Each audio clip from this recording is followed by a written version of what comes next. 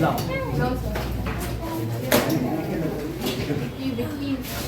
दो भाई ना तुम्हारे?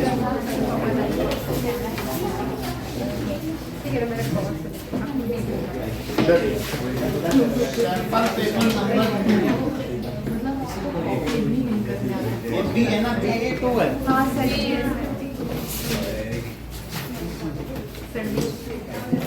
सभी सभी पे एक एक है ना।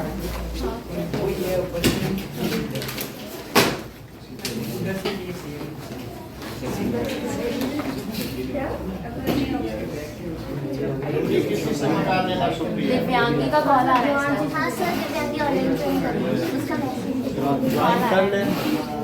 उसका कॉल आएगा।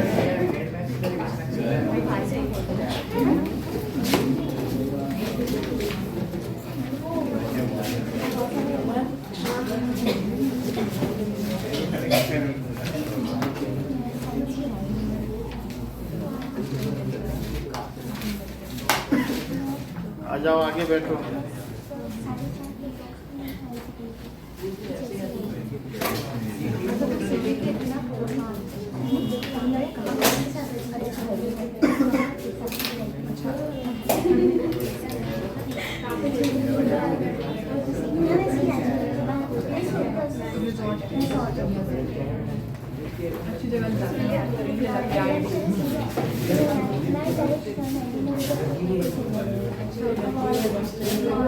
ना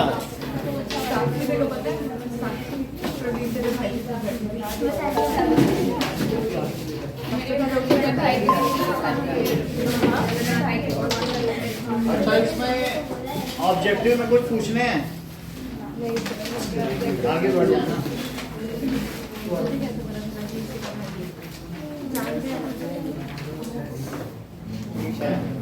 सेक्शन बी। बात नहीं करो तो जल्दी जल्दी हो जाएगा। Section B, that is equations have infinite many solution. 21st, 2x plus 3y is equal to 7. A plus bx plus 2a minus by, it is 21. So condition for infinite solution is a1 by a2 is equals to b1 by b2 is equals to c1 by c2. Now that is 2 by a plus b is equals to 3 upon 2a minus b. एक लग यहाँ क्या रखें? -7 by -21. तो एक बार इन दोनों को ले लो, एक बार इन दोनों को ले लो। So that is 2 upon a plus b is equals to 3 upon 2a minus b. तो 2a minus b is equals to 3a plus b. Sample paper set B निकालो। So that is 4a minus 2b is 3a plus 3b. 4a minus 3b, 4a minus 3a is equals to 3b plus 2b. तो a is equals to 5b आ गया। ठीक है, अब second वाली से देखें तो ठीक है। वैसे मुझे इससे इसको तब भी दो इक्वेशन बनती। अब चलिए 3 upon 2a minus b is equal to 7 by 21। Negative बढ़ गया है और ये 1/3 भी हो गया है। तो 2a minus b is equal to 1/3। So 2a minus b is equal to 9। तो हमारे पास दो इक्वेशन हो गई है और a की जगह मैं 5 भी पुट कर सकता हूँ, इसी में रख दो। a की जगह क्या पुट कर दो?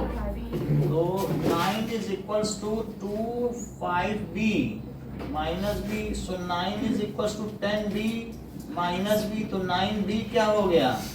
तो b कितना हो गया? यदि b 1 है तो बोलो a कितना हुआ? 5b। So a is equals to 5 into 1। So a is equals to 5. So for A is equals to 5 and B is equals to 1, the given pair of linear equations in two variables have infinitely many solutions. For A is equals to 1, B A is equals to 5 and B is equals to 1, given pair of linear equations in two variables have infinitely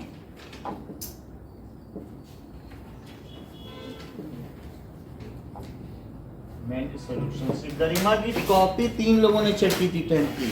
principal ने कहा full नहीं देने हैं, तो 2 teacher ने check की तब भी फुल आए, प्रिंसिपल ने भी चेक की तब भी फुल आए। तो छोटी छोटी चीज़ों को बिल्कुल आप एडहियर करो कि कहाँ कहाँ है। मैथमेटिक्स में पंचुएशन पे ही कटते हैं मार्क्स, वहाँ गड़बड़ी नहीं करना। नाउ हाँ, क्वेश्चन नंबर 14 देखो।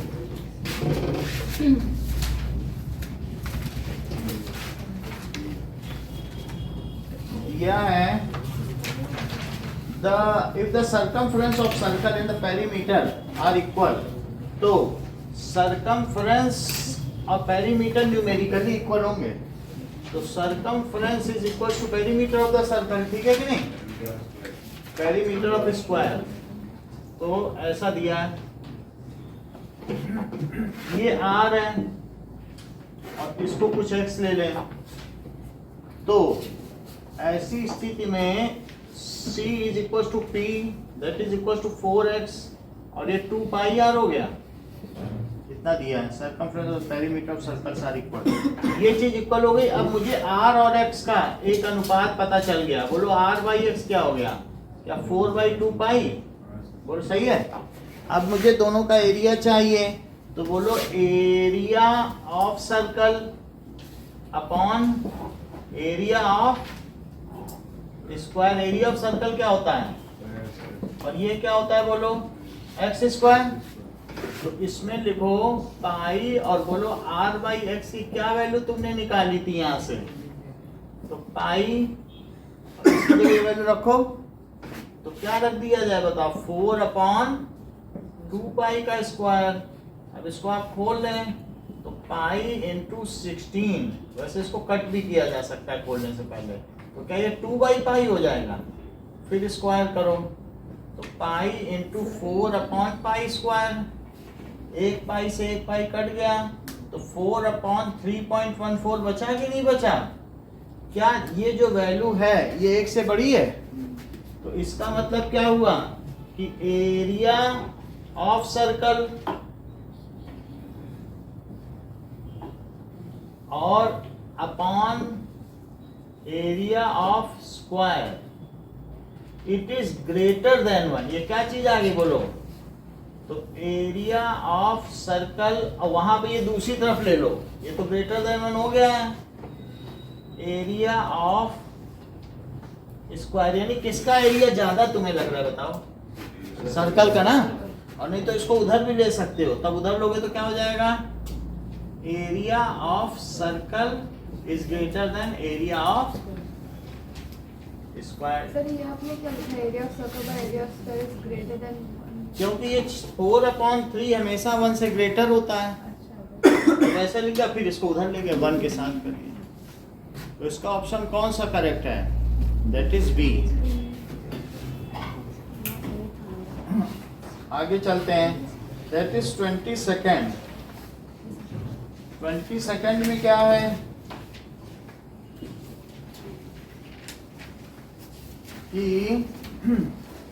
Given figure AP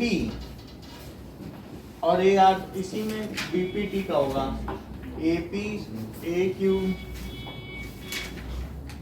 AB BC और ऐसे मिला दिया। अब यहाँ AP 3 सेंटीमीटर है, दैट इज AR 4 AR ये है। This is equal to 4.5 centimetre, ये 4.5 सेंटीमीटर एंड AQ 6 सेंटीमीटर। ऐसा दिया है। ए बी 5 सेंटीमीटर, ये पूरा 5 है। ए सी 10 है। तो अब यहाँ पे देखो, अगर ये 10 है तो इधर बचा कितना, या 4 सेंटीमीटर, और यहाँ 3 है तो यहाँ क्या बचा 2 सेंटीमीटर। ये समझ में आई बात? तुमको लग रहा है कि ये प्रोपोर्शनल है क्या? चेक करो, 3/2 क्या 6/4 है? ये तो गिवन ही है। तो ऐसे में ये लाइन पैरेलल हो गई। Find the length of AD, आपको एडी पता करना है। इसे बाय कन्वर्स ऑफ बीपीटी लिख सकते हैं। Find the length of AD, find AD. जरा देखो, दो चीजें लगानी पड़ेंगी। तो पहले लिखिए AP in triangle ABC, AP by PB is 3/2। वो निकाल लेना PB अपने मन से, PB तो निकालना पड़ेगा ना, ऐसे कैलकुलेट करके नहीं लिखा जाता है।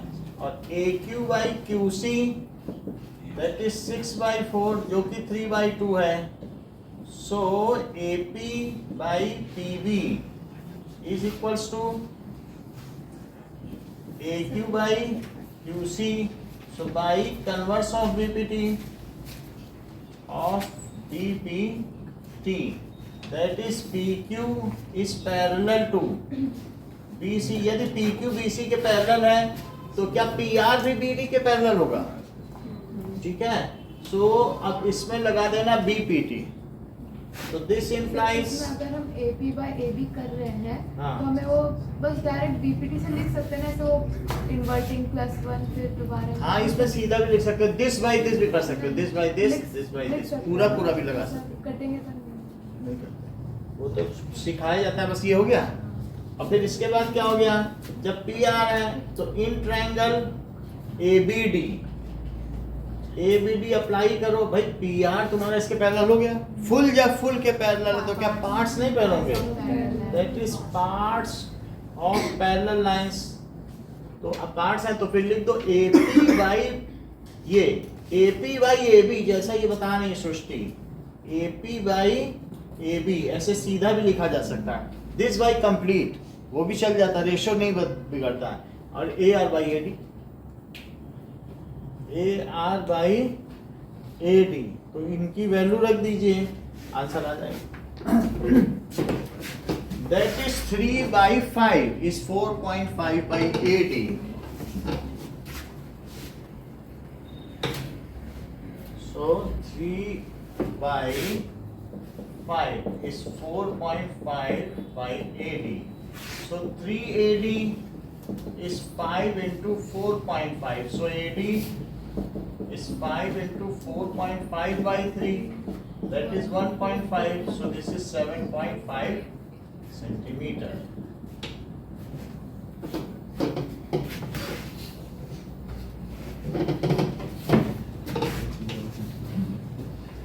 थर्ड देखिए, find the length of tangent from external point at a distance 20 centimeter from center of a circle of radius 12। तो ये रेडियस दिया और यहीं से हमने टेंजेंट ले लिया और ये सेंटर है, तो ये 90 डिग्री है। निकाल निकाल लोगे ना? चलो, now 24 that is tan square theta upon 1 plus tan square theta plus cot square theta upon 1 plus cot square theta। Saumya 1 plus cot square theta क्या होता है? 1 plus cot square theta is equal to cos square theta। हाँ, और 1 plus tan square क्या हो जाएगा? Section So that is tan square theta upon sec square theta। इसकी जो आइडेंटिटी हो वो साइड में लिख दीजिएगा। और that is cot square theta और upon cosec square theta। अब इन सबको sin cos में बदल लो। That is sin square theta by cos square theta और upon 1 upon cos square theta। इसी तरह से इसको भी देखो, और अपॉन 1 अपॉन, तो दोनों के डिनोमिनेटर कट गए, यहाँ क्या बचा?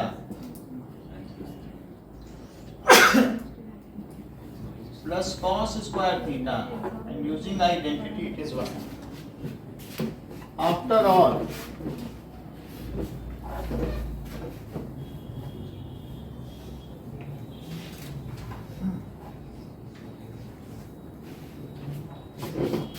सिंप्लीफाई मतलब कहाँ तक करना होता है? सिंप्लीफाई लिखा है ना, तो कहाँ तक? जहाँ तक मुझे देखो वो नहीं, इससे सिंपल क्या होगा, तो फिर सब कुछ हो जाओ ना होके साइन कॉस पे छोड़ सकते हैं ना, अगर आगे कुछ नहीं हो रहा है, आगे कुछ हो ही नहीं रहा हाँ है। कुछ नहीं हो रहा। जब ऐसी चीज आ जाए कि कुछ नहीं जैसे आपस में sin मैंने theta into कैलकुलेट cos ही ना theta हो, आ गया, हाँ तो बस छोड़ देंगे। जब तक कट रहा है काटते जाइए। Sine square A plus 3 cos square A it is equal to 4।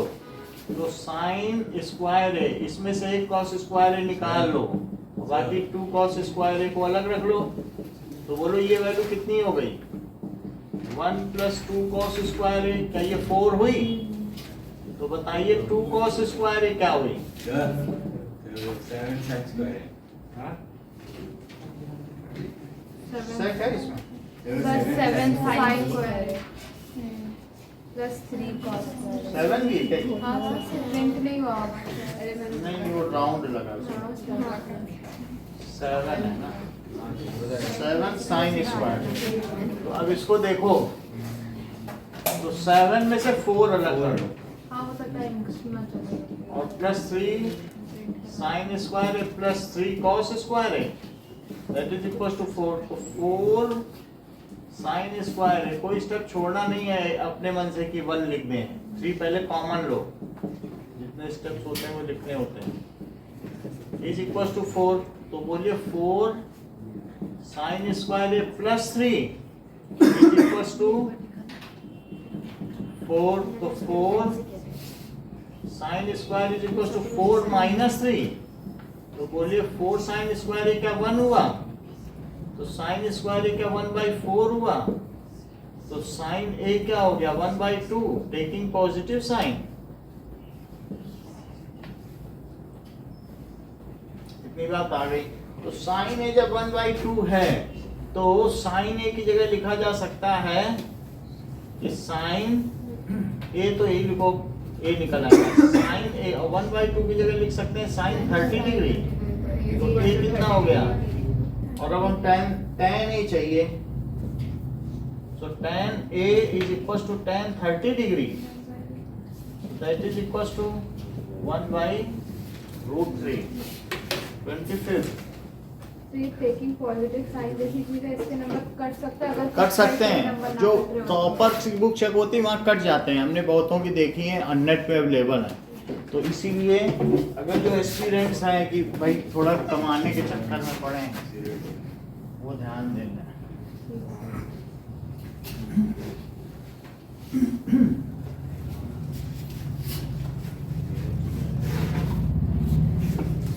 Find the area of sector of circle with radius 4 and angle 30 degree. Also find the area of corresponding major sector. Sector of circle, तो circle में angle 30 degree लिया है, इसी का sector का निकालना है, ये 30 डिग्री है। और फिर ये भी बताया corresponding major sector, area of sector of circle. Also find the area of corresponding major sector. तो ये मेजर सेक्टर हुआ और ये माइनर सेक्टर है। तो पहले माइनर का भी पूछ रहा है और मेजर। तो एरिया ऑफ सेक्टर क्या होता है? Area of that is minor sector, that is theta by 360 degree pi r square. पहले फार्मूला लिखें, फिर वैल्यू प्लेस करें, फिर सॉल्व करें। तीसरे स्टेप पे सॉल्व होता है। तो अब इसमें 4 है, कटेगा नहीं, चलो कोई बात नहीं। 22/7 सर वो लेना होगा, चेक करना 3.14 और into 4 square, so this is 1/12 आ जाएगा। 30 है, 3 से कटेगा 12, तो 0 से तो 0 कट गया। 1/12 इंटू 3.14 इंटू 16, ये दोनों ही 4 से कट जाएंगे, तो 4/3 आ गया। अब 4 से करेंगे तो क्या 12.56 आ जाएगा, so that is 12.56 by 3, ये चीज हो गई। अब इसको सिंप्लीफाई भी किया जा सकता है, 4.181 अगर नहीं बन रहा है तो हम इसको फिर हमारा ये मोर प्रिसाइज है, 4.15 हम इसको कर देते हैं 1256, क्योंकि दोनों चीजें नहीं चलती हैं कि डेसिमल भी चले और वो भी। मान लो अगर आप फ्रैक्शन में रखना चाहते हो ना, fraction along with decimal allowed नहीं है, तो इसलिए ये भी नहीं फ्रैक्शन में रखें, ये नहीं रख सकते, तो हमने ये डेसिमल हटा दिया। अब चीज़ें हमारी ज़्यादा प्रिसाइज हो गई हैं, और इसके बाद अब आप काट सकते हो, तो 2 से काटो या 4 से भी कट सकता है, 4 से भी कट सकता है, 4 3 are 12, 4 1 is 4 और 4 4 is 16, जरा इसको भी 4 से काटो तो 75, यही आया, ठीक है। तो अब ये चीज हमारे पास ज्यादा प्रिसाइज है, this is centimetre square. Area of major circle क्या हो गया, इट इज, बोलो सेक्टर ना, मेजर सेक्टर, तो that is area of circle minus area of minor sector.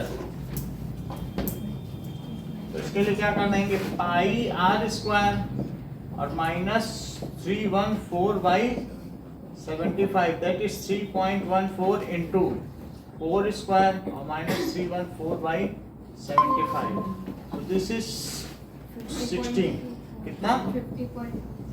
ठीक है, 16 और माइनस 314 बाई 75, 16 क्या होता है, 50 आ गया ना,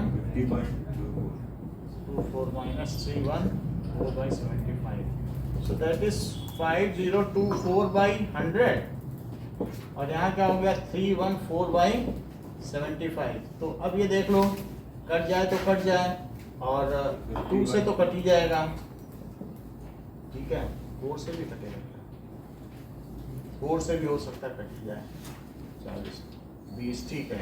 तो ये 25 आया, 4 1 is 4, 4 2 जा 8 और 4 5 और 6 आया, 46.087, 12 5 6 अपॉन 25, और यहाँ कितना आया 3 और ये 75 आया। अब ये 75 ले लो तो ये कितना आ जाएगा, 3 से करो तो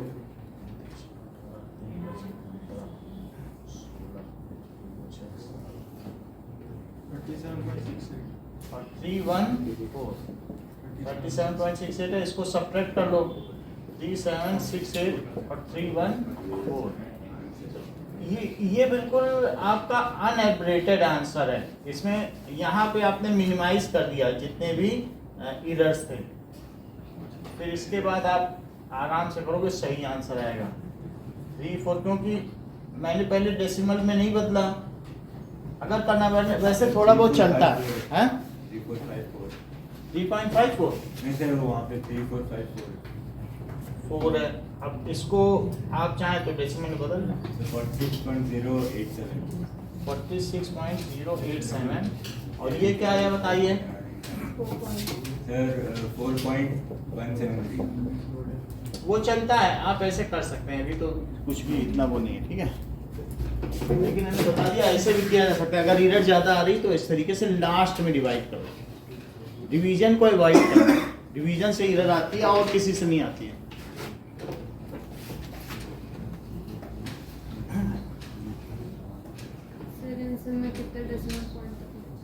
दो डेसिमल ठीक है, प्रोबेबिलिटी में ज़्यादा चलता है, स्टेटिस्टिक्स में ज़्यादा चलता है। प्रोबेबिलिटी में प्रेफर करो, कोशेंट में ही लिखो प्रोबेबिलिटी में, ठीक है, रेशो में। अच्छा, इसमें 2 तक या फिर 2 चल जाएगा, इसमें रन करता है, इसमें अप्रोक्सीमेशन का कुछ वो नहीं, स्टेटिस्टिक्स में बहुत ज़्यादा मानते हैं, इसमें ऐसा कोई ग्रेविटी नहीं है। अब देखो, what is the angle subtended at the center of circle of radius 10 cm by an arc length 5 pi cm। तो देखो आर्क लेंथ दी है, तो आर्क लेंथ अगर हमारे पास है, एक लवी बताओ उसके लिए कि सेंटर पर क्या एंगल सबटेंड हो रहा है, तो लेंथ ऑफ आर्क का तुम फार्मूला बताओ, एंगल तुम निकालो, थीटा अपॉन 360 2 पाई आर, सही। तो length of arc theta upon 360 degree into 2 pi r, जबकि लेंथ ऑफ आर्क कितनी दी गई है 5 पाई। थीटा नहीं पता और 360 degree into 2 pi r is equal to 10। Pi से पाई कट गया। अब देखो सो 5 इंटू 360 डिग्री और upon 2 into 10 it is equal to theta. तो 0 से 0 कट गया, 2 से ये 18 आया तो 90 degree. Angle subtended bye arc of 5 pi length, ठीक है, at centre is 90 degree. Angle subtended, ठीक है, नहीं तो कुछ नहीं, वॉट की जगह पर 90 लिख के वही लिख दो, काम खत्म, तुम्हारा बिल्कुल सही बनेगा। Angle subtended bye arc at center is 90 degree. 4 bells toll at an interval of 8, 12, 15 and 18 seconds respectively. All the 4 begin to toll together. ठीक है, find the number of times they toll together in 1 hour excluding the one at the start. तो अगर all the 4 मतलब पहली bell है वो 8-8 second के अंतर पे बजती है, दूसरी 12 के, और सभी एक साथ बजी हैं, तो फिर एक साथ कब बजेंगी, तो क्या करेंगे, एलसीएम ले लो। सो 8, 12, 15 एंड 18। तो आप कैसे एलसीएम लेते हो, फैक्टराइज करके ले लेते हो, फाइंड फैक्टराइजेशन। सो 12, सो 2, 3, 15, तो 3 इंटू 5, ठीक है, और दैट इज 3 इंटू 5 और 18 में क्या होगा 2 इंटू 3 इंटू देख लो 18 हो गया। अब देखो 2 है तो जितने मैक्सिमम जोड़े बन सके बना लो, एक बना और फिर इस 2 का ये बन गया, जो जोड़े बन जाए ज्यादा से ज्यादा बनाया करो, 3 के इतने ही जोड़े बने और फिर जो बच गए उनको भी लिख दो, और नहीं तो फिर तीनों को एक साथ करो। तो ये तो वही तरीका है जब हम डिवाइड करते हैं, तो जो ज्यादा से ज्यादा होता है फिर अकेले भी बचा होता है तो उसको भी डिवाइड करो। तो दैट इज एलसीएम क्या हो जाएगा, that is 2 into 2 into 3 into 2 into 5 into 3। तो ये कितनी बार 2 2 जा 4, 4 3 जा 12, 12 2 जा 24, 24 5 जा 120, 123 जा 360। तो 360 सेकंड का कितना मतलब हुआ, 6 minutes. तो 6 मिनट में फिर एक साथ सारी बच जाएंगी।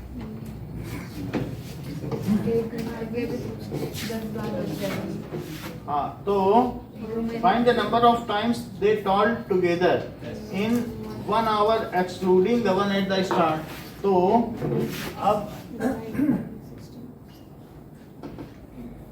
अब ये देखो कितना सेकंड हो गया, 6 मिनट बजेंगे। तो अगर हम देखें तो हमारे पास अब 6 मिनट बजेंगी, they will tall together, they will tall together. हम एपी बना लें, 0 सेकंड ना लें, आफ्टर हम 0 सेकंड वाला छोड़ रहे हैं, 6 मिनट लेना ठीक रहेगा। इन सब की तो काउंटिंग करोगी कि नहीं करोगी, 0 की नहीं करोगी बस। तो 6 12 18 मिनट और 1 घंटे की बात कही गई है तो 60 मिनट भी लेना पड़ेगा, विदिन तो नहीं कर रहा है। तो इन 1 आवर डिवाइड ना करो। देखो 2 तरीके से बच्चे करते हैं, एक तो 0 मिनट भी लेते हैं उसको फर्स्ट हम, लेकिन इसे एक्सक्लूड करना है तो हम ये चालाकी करेंगे 6 मिनट से शुरू करें, तो उसमें ये सारे काउंट हो जाएंगे, let it contain n terms, और फिर आ जाएगा एपी का यूज हो जाएगा, लेट एन टर्म्स है। तो इसकी काउंटिंग हुई तो फर्स्ट एक साथ टुगेदर हुई 6 में, तो फिर वो हम माइनस वाला किसी को समझा नहीं पाएंगे, ये ज्यादा अच्छा है। They will rank how many times, है ना, टुगेदर आफ्टर 6 मिनट। बोलो कितने बार, 6 मिनट। और फिर यही है कि 60 मिनट्स ऐड, है ना? 60 मिनट को एन मिले और एन निकाला। ऐड लिखो, ऐड 6 मिनट, और ये ना लिखो क्योंकि ये टर्म हमारी एक्सक्लूड है। हम ऐसी एपी बनाए जिसमें हर टर्म काउंट हो। Let it contains n terms, let it contains n terms with a क्या है 6 मिनट और d क्या है 6 minute, so it is AP। तो an क्या हो गया a plus n minus 1 d, तो an ही तो 60 है, तो 6 प्लस n माइनस 1 इंटू 6, तो बोलो 6 इधर आया तो क्या 54 आ गया, और n माइनस 1 इंटू 6, तो 54 by 6 is equals to n minus 1। It is appealing method, हम ऐसा करें तो ज़्यादा ठीक है, ठीक है? तो it will ring 10 times in an hour, ठीक है? इससे बहुत सारी चीजें समस्याएं हल होंगी, बहुत सारे ऐसे सवाल जो इसी तरीके से किए जाते हैं, तो तुम ये करोगे तो तुम्हें हैबिट पड़ेगी और कई सवाल फंसने से बच जाओगे। ऐसे बहुत सवाल आते हैं, तो एपी ही लगाओ। So it will ring 10 times. कई बार ऐसा देगा कि बोलो 100 से 900 के बीच कितनी संख्याएं हैं, तो तुम पहली वो लिख दोगे, एपी बना के कर ही लेते हो, और सोचो कि हम सबट्रैक्ट करके डिवाइड कर लें, तो फिर उसमें गड़बड़ हो जाती है, हम काउंट नहीं कर पाते हैं। कभी कभी बिटवीन होता है, फ्रॉम 1 to 100 और कभी बिटवीन 1 to 100, तो उसमें अंतर समझते हो? तो बिटवीन में वो हटाया जाता है। जैसे मैं कहूँ राम और लक्ष्मण के बीच में सीता है, तो फिर बोलो राम और लक्ष्मण के बीच क्या है, तो हम कहोगे राम और लक्ष्मण के बीच में राम और लक्ष्मण और सीता है। तो ऐसा नहीं कहा जा सकता। जब बिटवीन बोला जाए तो राम और लक्ष्मण को हटाना है, सीता को बोलना।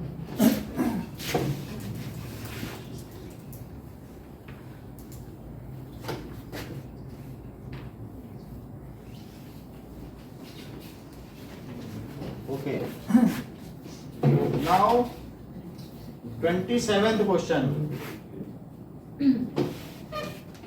If the zeros of polynomial are double of the value of zeros, then find, ये भी क्वेश्चन कराया जा चुका है, फिर से करो। So x square P q plus Q, तो जीरोज हैं x square plus p q plus Q, इसके जो जीरोज हैं has double zeros, has 2 alpha और 2 बीटा एज जीरोज, डबल है ना, और जबकि दूसरे वाले के क्या है 2x स्क्वायर माइनस 5x और minus 3 as alpha beta as zeros. बोलो वही बात है कि नहीं? Its zeros are double of its zeros, तो बोलो अल्फा प्लस बीटा क्या हुआ माइनस बी बाई, ये जरूर लिखना, तो minus of minus 5 upon 2, so this is equal to 5/2, और अल्फा बीटा क्या हुआ c/a, दैट इज माइनस 3/2। अब हम इसके बारे में देखें कि in x square plus p q plus q, that is sum of zeros, is equal to minus b/a, तो 2 alpha plus 2 beta, it is equal to minus of p by 1, so that is alpha plus beta क्या आया है, यहां से देख लें 5/2, तो 2 into 5/2 is equal to minus p, so minus 5 is equal to p. अब देख लो 2 alpha into 2 beta, product of zeros, यहां से देखिए क्या है c/a, तो 4 alpha beta it is equal to q/1, जबकि अल्फा बीटा की वैल्यू क्या है minus 3/2, that is q, so इससे 2 आ जाएगा, तो माइनस 6। इसको कि पीयूष ने बताया था, किसने बताया था पिछले क्लास में कि, और यश ने बताया था, यश ने बताया था ना, तो ये देखो दोनों निगेटिव आ गए, दोनों कैसे, ये प्लस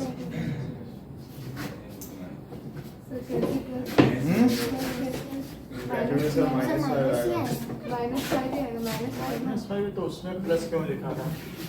सर वो दूसरा क्वेश्चन होगा ना, वो दूसरा होगा। मतलब जरूरी नहीं है। हाँ बात सही है। बता नहीं दो। नहीं उसमें 7 था सर, आंसर तो यही है सॉल्व में तो माइनस यही है? अरे मैंने लिखा हुआ है ये था। वो दूसरा क्वेश्चन होगा, डिजिट वही थे लेकिन हाँ प्लस माइनस साइन का डिफरेंस होगा ना, हाँ 7 था।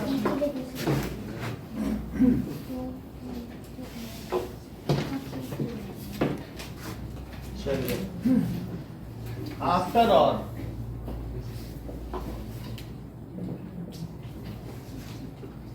find the quadratic polynomial sum and product of whose zeros are this. Also find the zeros of polynomial. So polynomial जो px है देखो desired polynomial it is equals to x square minus sum of zeros.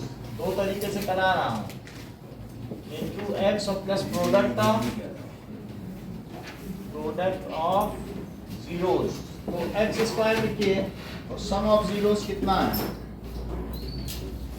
सम -1 है और product of zeros that is -23 कितना आ गया, x square plus x और यहाँ से -20 तो px आ गया।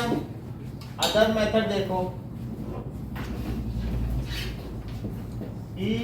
ये बताइए कि सम ऑफ जीरोस है तो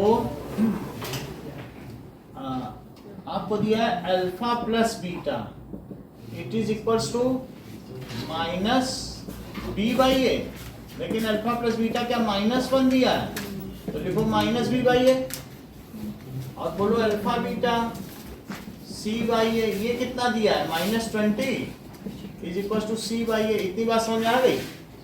अब जब इतनी बात समझ आ गई तो दोनों के नीचे 1 1 लगा दो, अपने मन से 1 लगा दिया।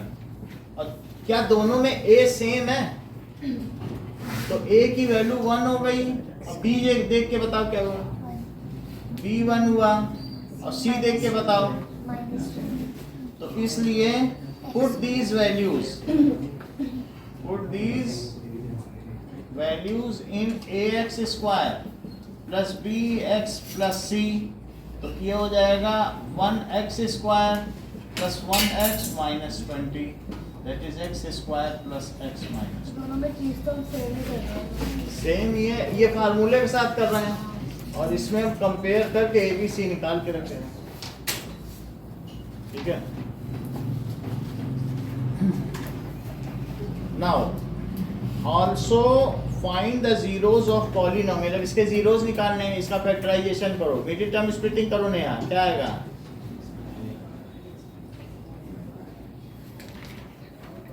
बोलो। Plus 5x minus 4x minus 20 x square plus 5x minus 4x minus तो x प्लस 5 और माइनस 4x प्लस 5, तो एक तो x माइनस 4 और एक x प्लस 5, ये px हो गया। नया इसके जीरोस बताओ, x is equals to 4 and x is equals to -4। ठीक है।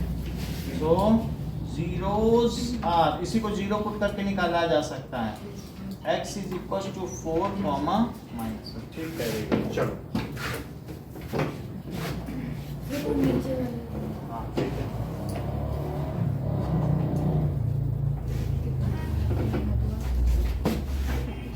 देखिए 28 two numbers are in the ratio 1:5. If 5 is added to both the number, the ratio becomes 1:2. So let numbers are x and y. तो x और y का ratio क्या है 1:3। यदि दोनों में 5 ऐड कर दिए जाएं तो ये रेशो 1:2 हो जाता है। इससे क्या पता चलता है कि 3x क्या है और यहाँ से 2 का मल्टीप्लाई करो तो 2x प्लस 10 y प्लस 5। अब सब्स्टिट्यूशन मेथड लगा दो, y की जगह क्या पुट कर दो, so 2x plus 10 is equal to 3x plus 5, so 3x minus 2x 10 minus 5 10 minus 5 तो 5 is equals to x.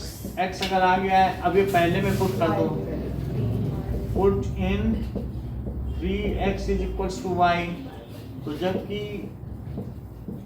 y 15 आ गया 29.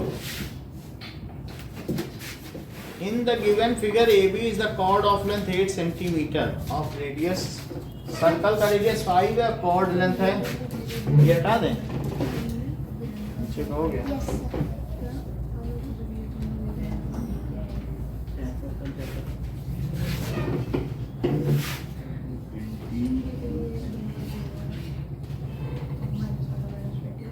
ऐसा है, तो इसमें यहाँ पे कॉमन chord है और ये सेंटर है, ऐसा है. That is O, A, P and B. ये भी 90, ये भी 90. 5 सेंटीमीटर इसका रेडियस है और साथ में कॉर्ड 8 सेंटीमीटर की है. तो हमें पता करना है AP लेंथ पता करनी है, सो इसको मिला दो, ठीक है, और ये जो मिलता है इसकी जगह कुछ M लिख दो. अब देखो अगर ये X है तो ये कितना हुआ,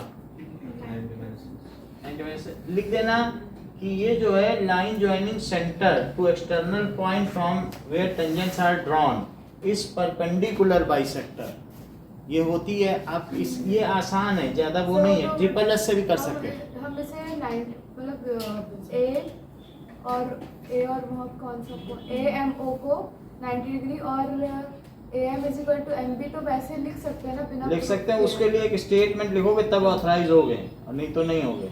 ऐसे वैसे नहीं लिख सकते. That is line joining centre to exterior point from where tangents are drawn is perpendicular bisector of the chord joining the point of contact. इतना लिखना पड़ेगा, ये लिख देता हूँ, इससे बहुत बचत हो जाती है. हाँ? इतना लिखोगे तो हो जाएगा. हाँ. देखो देखो line joining the external point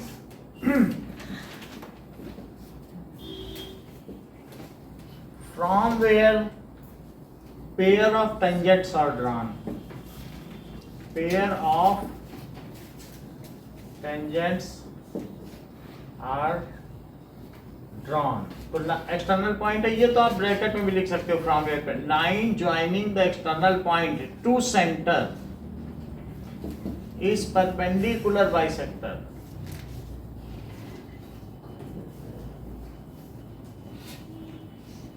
Of chord joining the point of contact, क्योंकि जहां वो टच कर रहा है वही तो पॉइंट ऑफ कांटेक्ट है. पॉइंट ऑफ कांटेक्ट, हेंस इसलिए क्या हुआ,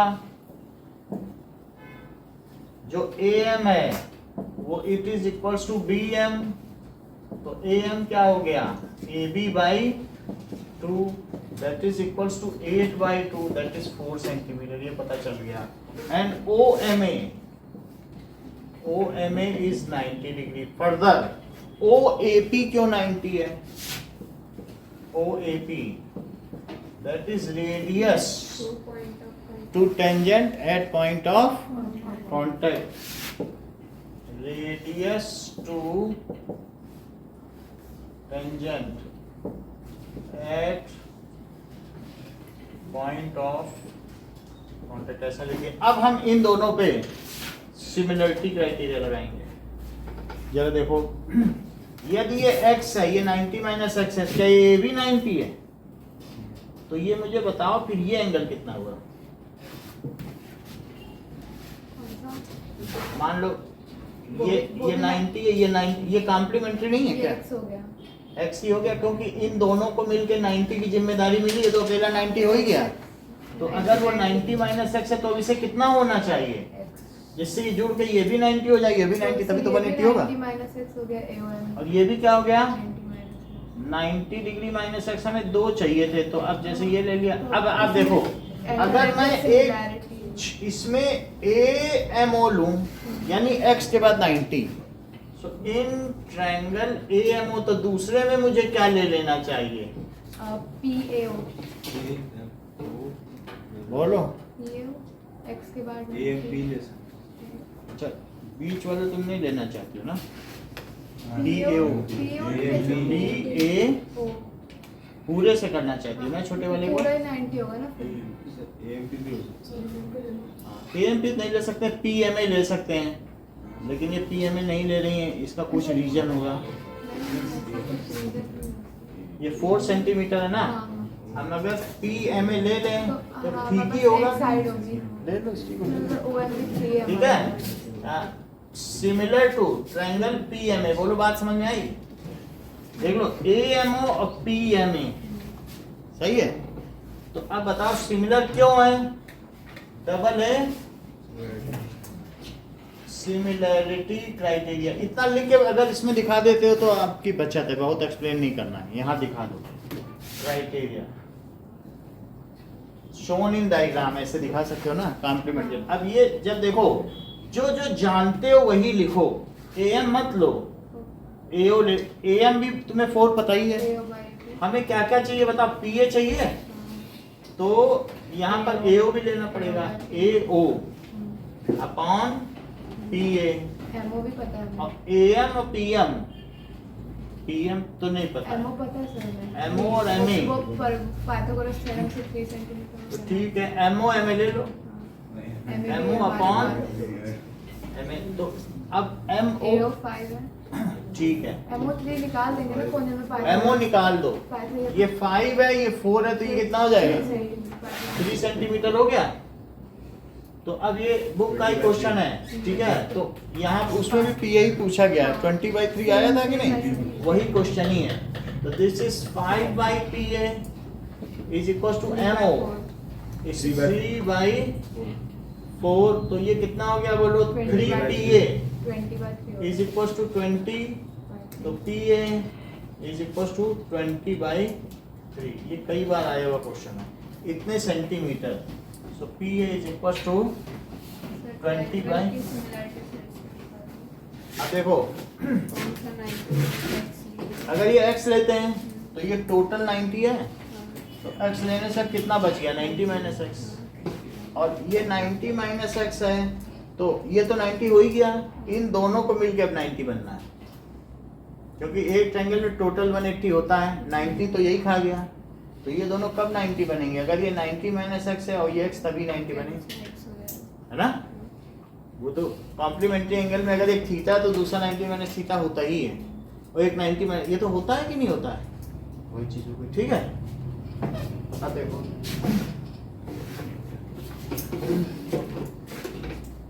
आफ्टर और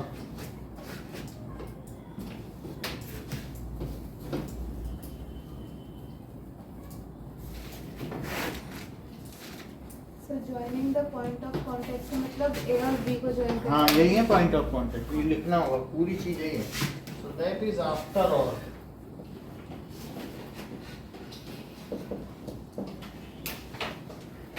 नाउ गिवन बिलो में ऐसा दिया गया है, touch each other at x, यानी सेंटर टच करते हैं। ओ डैश को प्रोड्यूस किया जहाँ वो A पे मिला, और उससे उसके पॉइंट ऑफ कांटेक्ट को मिलाया। तो आपको DO डैश और अपॉन CO की वैल्यू ज्ञात करनी है। तो क्या वो पैरेलल होंगे? अब देखो इसको बनाते हैं। इसमें सारे That is रेडियस इक्वल है तो हम उसे x सेंटर से सेंटर मिला दिया, और फिर इसके बाद इसको एक्सटेंड भी किया। O डैश O है, एंड नाउ A हो गया, और इससे इसका 90 डिग्री बनाइए। तो पहले इस पॉइंट से इस पे टेंजेंट डालो, टेंजेंट हो गया, और जहां पहले टेंजेंट डालना सही है।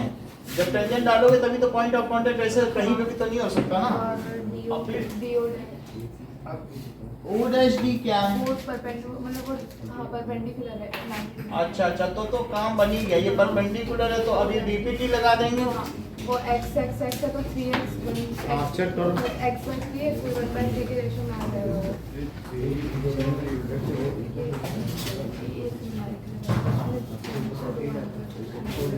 AMO ये दोनों में 90 है। अब हम ध्यान से देखिए दोनों में एक x है, ठीक है।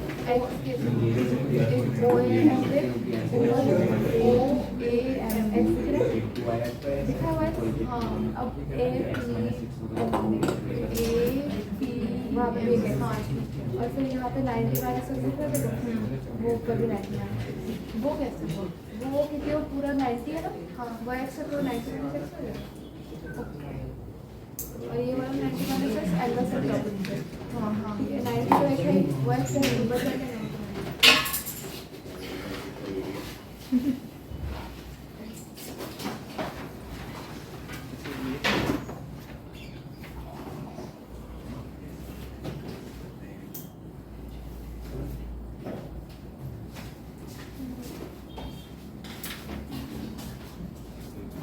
No.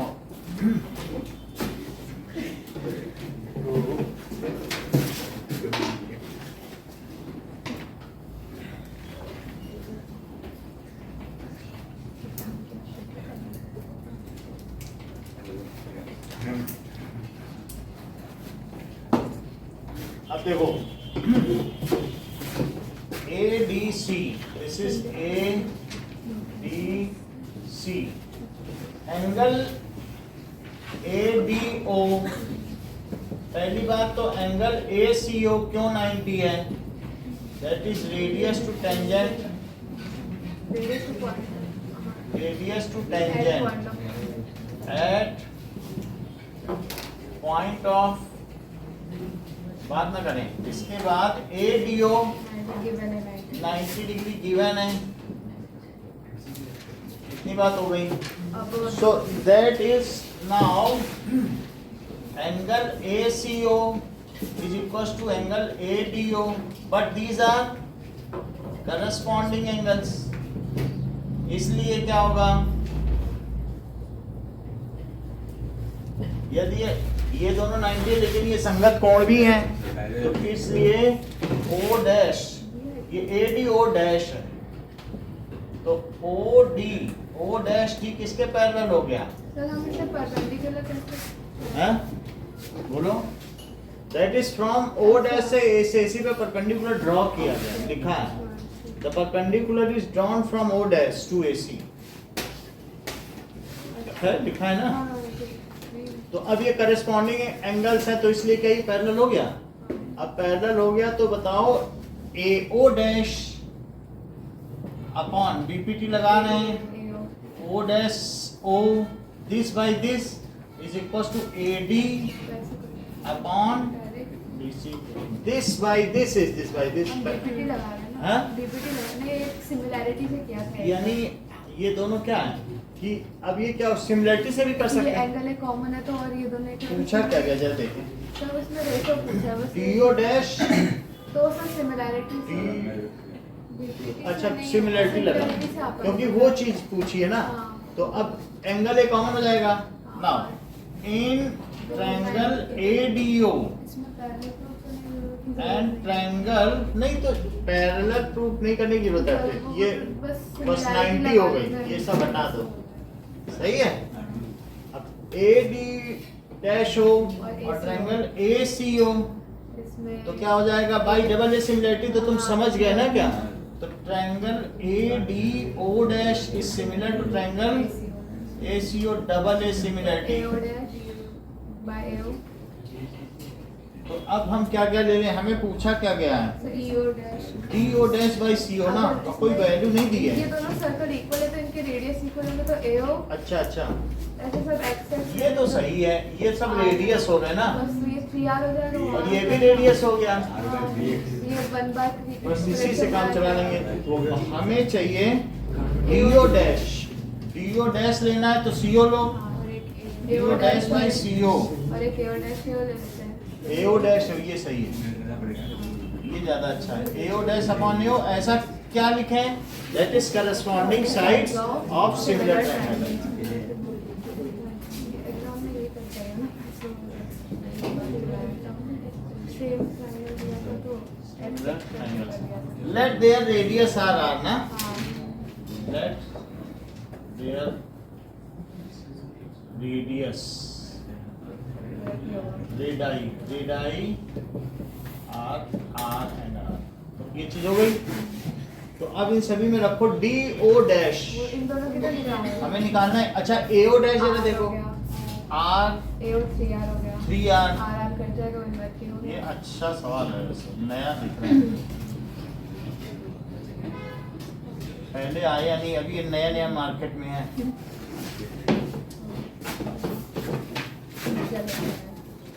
ये तहलका मचाएगा।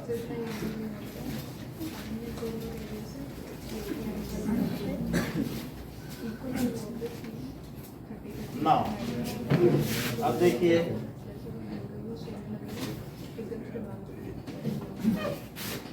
ओके 30th क्वेश्चन देखो। 30th क्वेश्चन दे रहा है कि tan theta A by B है, तो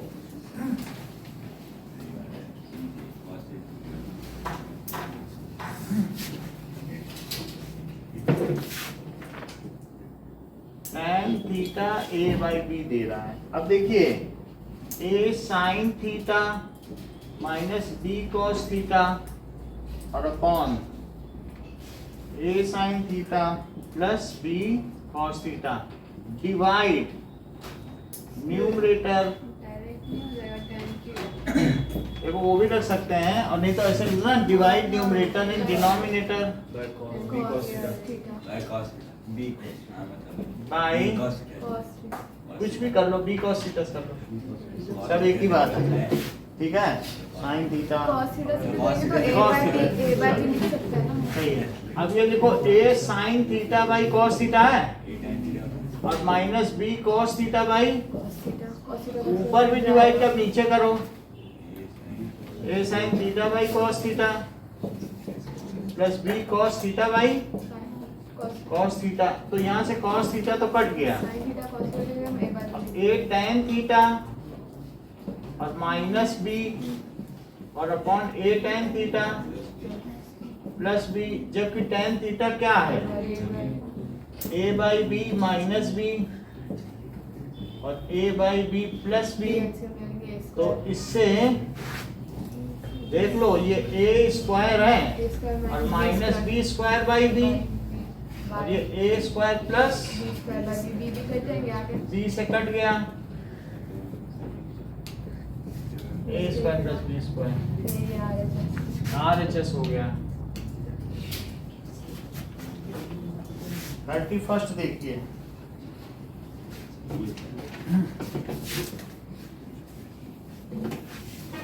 two dice are thrown at the same time. What is the probability that the sum of two numbers appearing on top is 5? तो सम की बात की जा रही है, सो लिखो E सम इज 5। देखो इसको ठीक से करना और फिर ऐसे लिखना 1 4, ठीक है, कॉमा 4 1 2 3 3 2, और इसके अलावा तो कुछ नहीं हो सकता ना। तो इस तरीके से अब लिखो NE is equal to 4NS is equal to 36। तो PE, इसमें कोई भी तुम्हारा नंबर नहीं काटेगा, ये BSc तक वैलिड है, कुछ भी नहीं कम हो सकता। NE अपॉन NS, तो जो एम्पिरिकल प्रोबेबिलिटी सीख रहे हो ना, उसका यही मेथड है, 4/1/9। ऐसे 10 का करना है तो 10 के कितने हो सकते हैं? F सम इज 10, तो 6 4 4 6 5 5, तो NF क्या हो गया? 3। तो बोलिए PF क्या हो गया? NF upon NS. NS. So this is 3 by 36. So 1 by 12. अब थर्ड केस देखो. This is second. Third is at least 9. 10.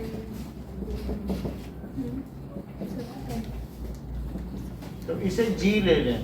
Is equals to G. तो at least 9 का मतलब है कि 9 भी हो सकता है, 10 भी हो सकता है, 11 भी हो सकता है और 10 है. तो कितनी है? 10. 10. तो 9 के लिए 4 5 5 4 6 3 3 6 ये 9 हो गए. अब 10 देख लो. 5 5 6 4 4 6 और भी कोई है 10 का कि नहीं? अब तो नहीं हो सकता है. अब 11 का देखो तो 6 5 5 6 और 12 का भी देख लो. तो दैट इज तो एन जी क्या हुआ? N G 10. तो फिर कर लेना. ठीक है.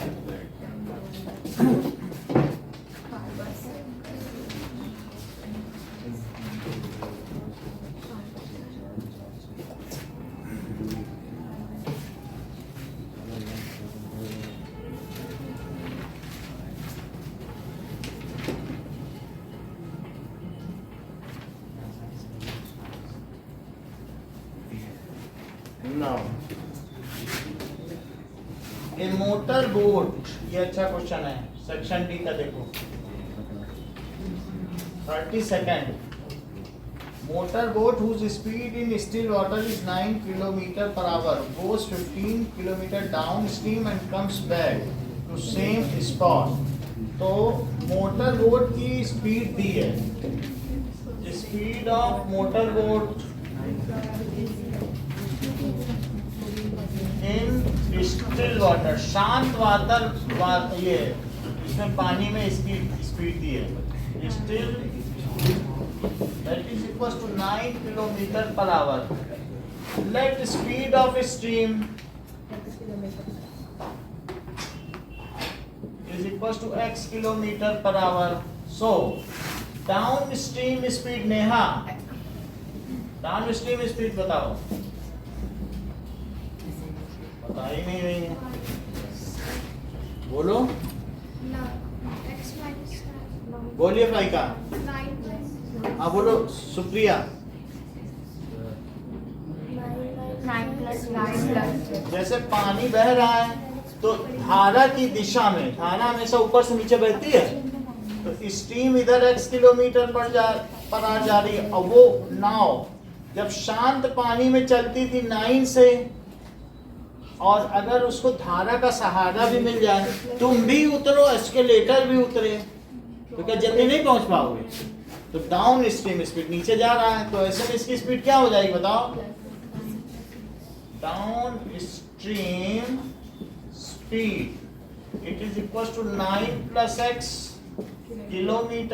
और अप स्ट्रीम एक नाव ऊपर आ रही है, वो तो कहेगा भाई हम तो पतवार ही नहीं चला पा रहे, तुम्हारी नाव इतनी अच्छी कैसे चल रही है, हमारी तो पतवार ही नहीं घूम रही. तो इस तरीके से आप स्ट्रीम स्पीड बताइए. 9 - x km/h. तो ये अप स्ट्रीम और डाउन स्ट्रीम स्पीड हो गई. ठीक है. अब देखो, so these are their speeds.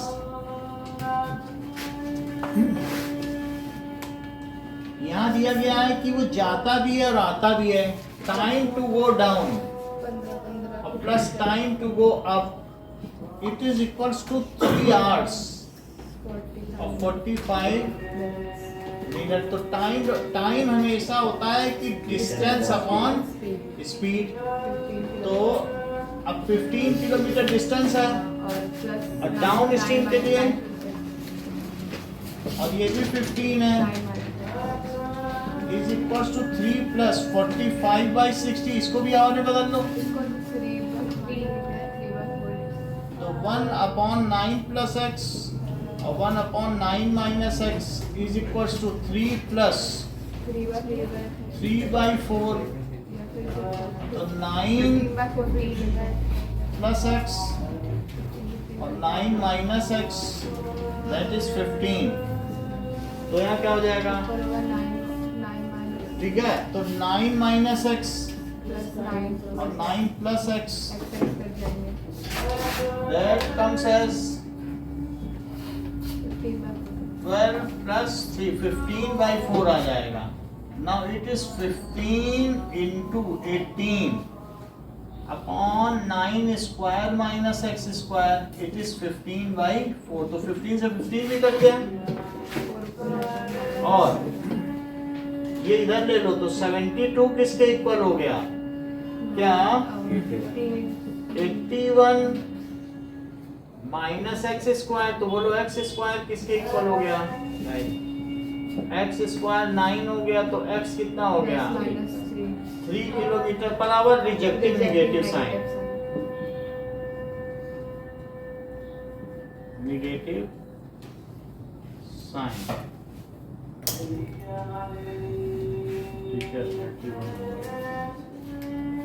चलो अब इसके बाद x आ गया तो स्ट्रीम की स्पीड पता करनी है। So speed of stream 3 kilometre पर इज 3 किलोमीटर पर आवर। ज्यादातर क्वेश्चन में ये देखा गया कि नाविक की जो स्पीड होती है वो 3 गुनी के करीब होती है, तब सही सफल है। तो यहाँ भी 9 ही है, और फिर किसी किसी में जेट स्ट्रीम में तो और ज्यादा भी होती है। लास्ट इससे पहले वाले सेट में जो किया था उसमें भी मैंने हाँ इससे पहले सेट में जो किया था उसमें 15 था 5 था हाँ, मोस्टली यही देखा जा रहा है। ये एग्जिट पोल है। कुछ ना तो अब देखो दैट इज, ये भी क्वेश्चन कराया जा चुका है आफ्टर ऑल कि A takes 6 days less than the time taken by B to finish a piece of work. अगर मान लो let B finishes work alone in X days, her word पकड़ के चलिए, ऐसे लिखना होगा। तो अब A कितना लेगा? A finishes work alone, बोलो नेहा। अवनी बहुत धीमे बोलती है। x -6 6 दिन कम नहीं ले रहा है क्या? है कि नहीं? ए उससे 6 दिन कम ले रहा है नहीं? तो A takes 6 days less than B, बोलो बात समझ में आ रही? अब बताइए कि A एक दिन में कितना काम करेगा? ठीक है, सो that is part completed by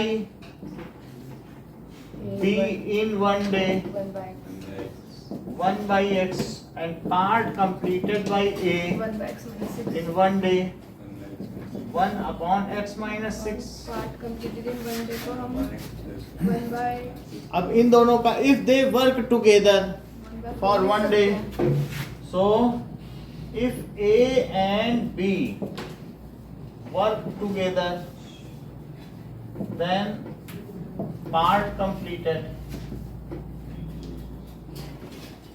तो 1 by x plus 1 upon x minus 6। वैसे चाहो तो इसी को 1 by 4 भी कर सकते हो, क्योंकि 4 दिन में करते हैं, और नहीं तो 4 से मल्टीप्लाई करके 1 कर लो।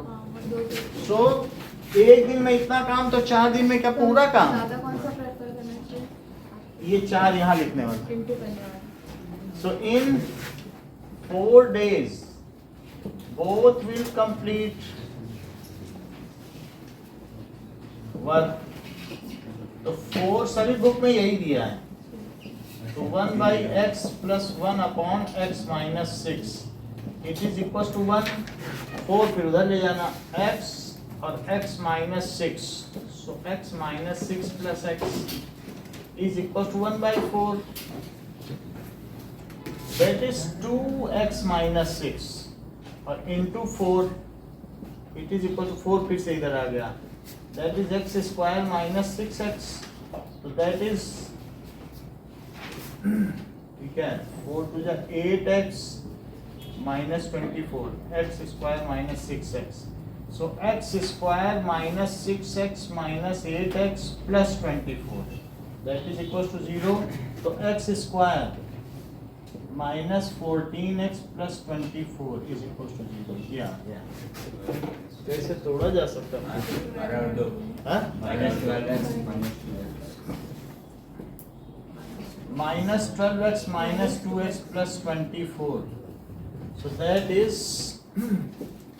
x minus 12 और minus 2 x minus 12, तो x minus 2 और x minus 12, तो x is equals to 2 या x is equals to 12। अब हमें देखें, हमें तो 6 माइनस करना है, so it is not feasible because x minus 6 becomes negative, not feasible as x minus 6 cannot be negative, है ना? सर कल भी मैथ्स की है ना? कल सुबह की क्लास रखें, आओगे कि स्कूल जाओगे? तो सुबह हम लोग 12:30 पे तो ये आ रहे हैं सर एक बार आप ना सारे सेट के असर्शन एंड रीजन करा देना। ठीक है, तो वही सेट ले आना, उसी के करा देंगे सब। सब एक बार 6 ही है, बस 6 सेशन रीजन बता देना। 6 है कि 3? सेट 3 है, सेट 3 है, असर्शन है 2 है ना, सब में तो 6 हाँ, सेशन ठीक। रीजन है, वो बता दीजिए। 3:30 से 12:30 आ जाना। 10:30 से 10:30। हाँ, 10:30 सही है। सर हाँ बोलो। सर अगर हम यहाँ पे b को x प्लस 6 ले लेते और a को x ले लेते तब तो इक्वेशन गड़बड़ हो जाती है ना? गड़बड़ नहीं होती, वो तो जो भी लो, वो तो अलजेब्रा है। अलजेब्रा में किसी को भी कुछ भी मानो। सर वो मेरी इक्वेशन नहीं बन रही है ऐसे। हाँ, भी कर देते हैं, इसके बाद ही कर देते हैं ना। अब देखो, तो अब देखिए, यहां तक बात हो गई, तो हमें x क्या हो गया? x is equals to 12, so b completes it in 12 days and a completes it in 6 days। अब जरा उल्टा करके देखें, let A finishes alone in x days, तो y b कितना लेगा? क्या x plus 6 डे? तो अब हम सीधा अकॉर्डिंग टू क्वेश्चन इक्वेशन ही बना देते हैं।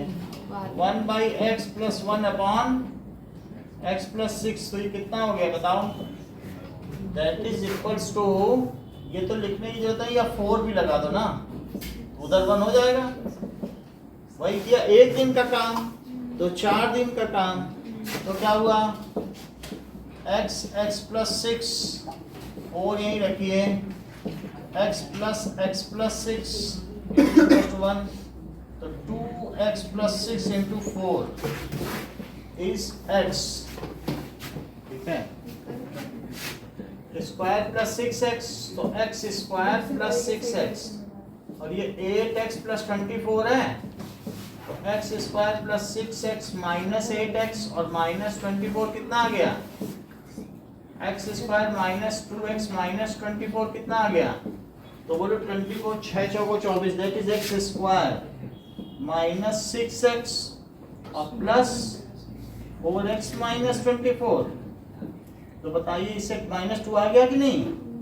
और x माइनस 6 और यहाँ से 4 लो, तो x minus 6 is equal to 0, तो बोलो x प्लस 4 भी आया और x माइनस 6 भी आया, तो x can not be negative. वैसे तो x की 2 वैल्यू आई हैं, -4 है और 6 है, इसको रिजेक्ट कर लो, इसको सेलेक्ट कर लो, तो a कितने दिन में काम कंप्लीट किया बताओ? 6 डेज, और ये ठीक है। सर ये जो इक्वेशंस डिफरेंट बन रही है इसके नंबर नहीं कटता है क्या? नंबर कहाँ कटेंगे? जो तुम मान लो, मानने की कुछ थोड़ी करते हैं। x - 4 में अगर हम 6 प्लस करें, बात तो x ही गलत है, x भी तो किसी का काम है, -4 डे में कोई कर लेगा क्या? ठीक है।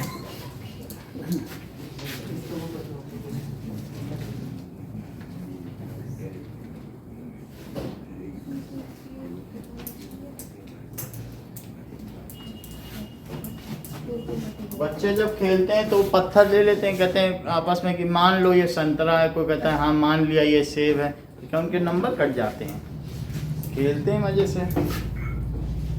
अब ये देखिए, state and prove basic proportionality theorem, ये तो हो गया 34th देखिए। A toys in the form of hemisphere surmounted by a right circular cone.